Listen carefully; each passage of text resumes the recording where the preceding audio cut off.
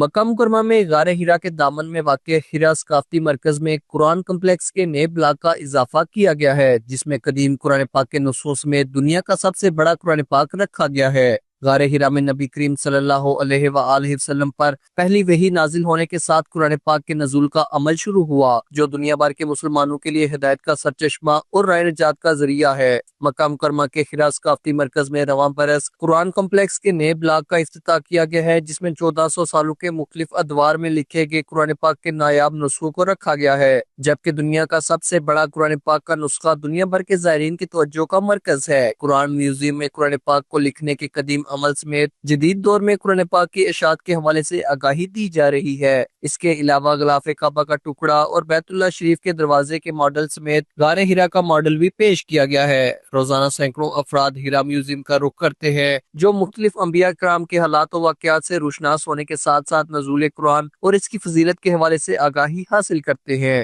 حالت نواز Cheema, JK news, سعودی عرب۔